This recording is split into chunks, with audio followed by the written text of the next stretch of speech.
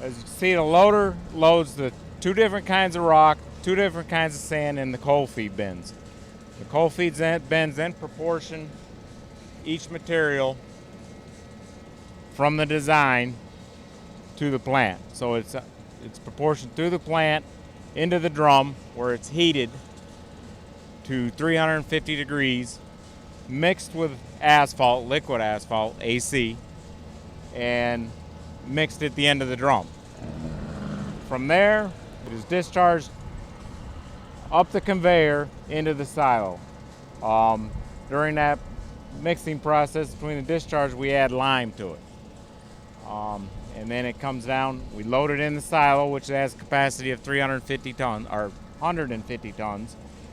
And so it's like a surge bin. So if there's no trucks here, you can keep running. And then when a truck shows up, you load it out of the silo. So there's always material up in the silo waiting to be loaded. So the truck doesn't ever have to wait. Everything is run from the control house with computers telling it what material to put in, what rate, and how many tons per hour. And the same way that is coincided with the asphalt. So if you have so much material, you're calling for 6% asphalt, it puts the asphalt in with the material, in with the lime, and then heated and mixed.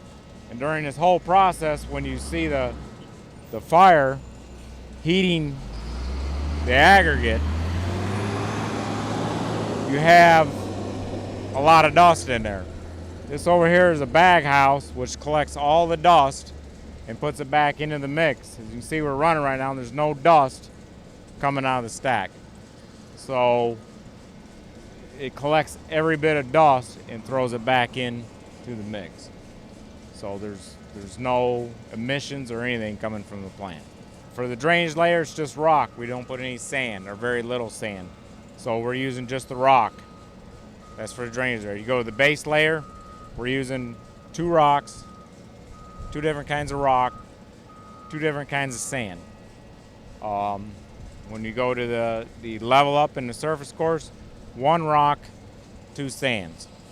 And again, the computer in there proportions it what you plug in off the design and runs through the same process with the asphalt, lime, and so on.